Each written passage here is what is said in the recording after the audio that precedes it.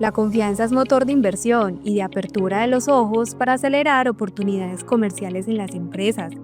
En el presente capítulo de los podcasts de Sectorial compartiremos cómo está la confianza de los industriales, comerciantes, de los empresarios de los demás sectores y cuáles son las 10 oportunidades que consideramos desde Sectorial van a ser claves en 2025 y 2026.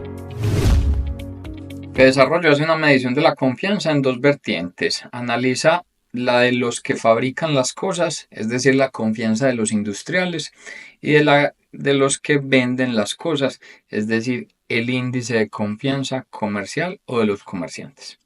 Cuando uno analiza estos indicadores, pues apenas era natural ver que en 2020 está en el mayor nivel de desconfianza, porque si las fábricas estaban cerradas, pues la confianza industrial no existía, y si quienes consumimos las cosas estábamos encerrados, pues tampoco iba a haber confianza comercial.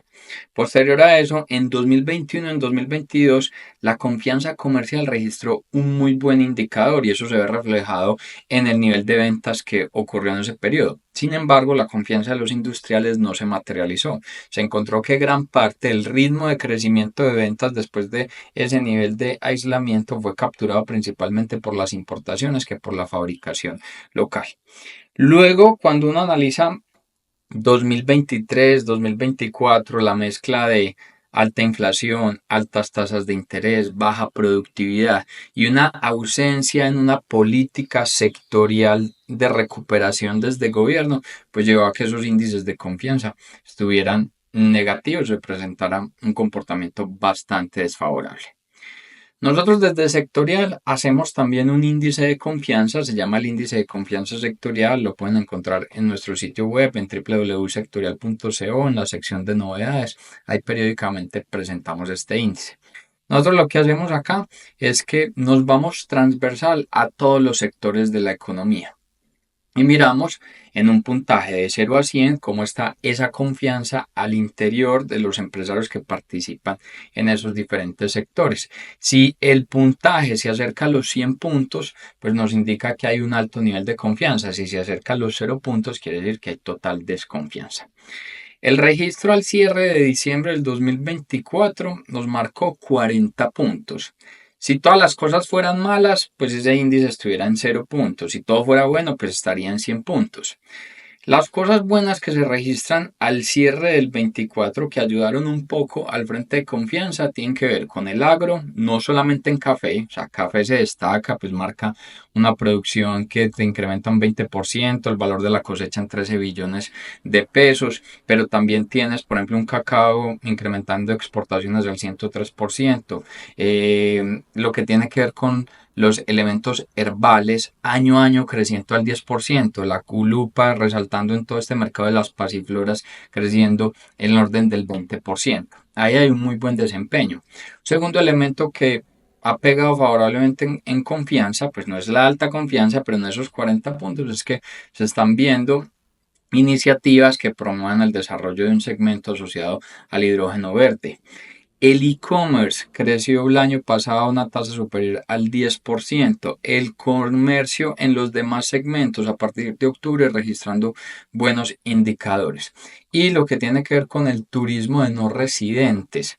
Se estima que el año pasado los no residentes que arribaron al país fueron más o menos unos 6,1 millones de personas. Se superó ese indicador y netamente el extranjero registró una tasa del orden de unos 4,8 millones.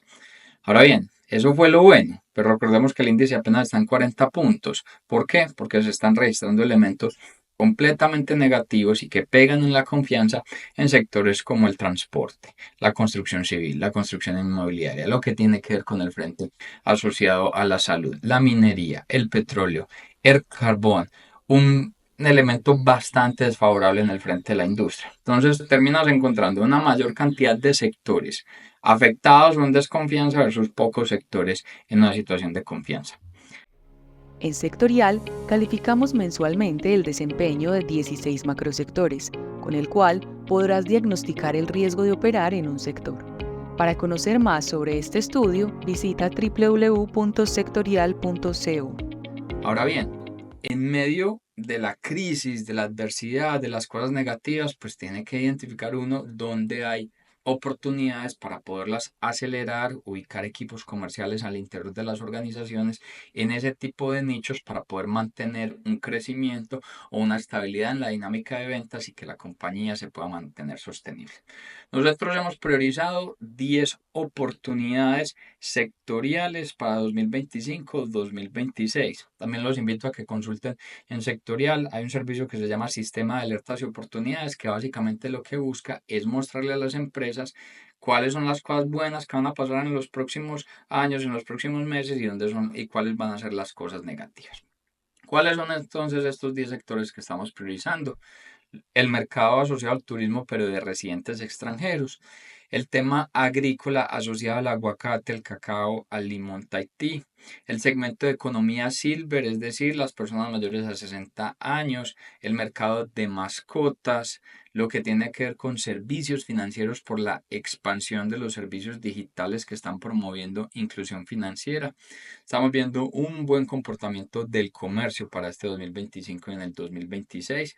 La minería no tradicional, es decir, lo asociado al níquel, al cobre, al estaño, al cobalto. El frente de entretenimiento, estamos viendo aperturas de nuevos espacios y auge de giras internacionales. La parte asociada a los vehículos híbridos y la salud, pero en el segmento de salud privada, es decir, medicinas prepagadas y pólizas de salud privada. Ahora bien, estas son las oportunidades. Uno que debe tener en cuenta frente a las mismas al interior de la organización, algunos elementos de mapas de transformación que se van a tener por parte del consumidor, por parte de las empresas y que algunas pegarán en estos sectores. Hay que tener en cuenta, por ejemplo, que un colombiano ya pasa en promedio diariamente 3,5 horas en redes sociales. O sea que ese se termina convirtiendo en el canal de visibilización para las marcas.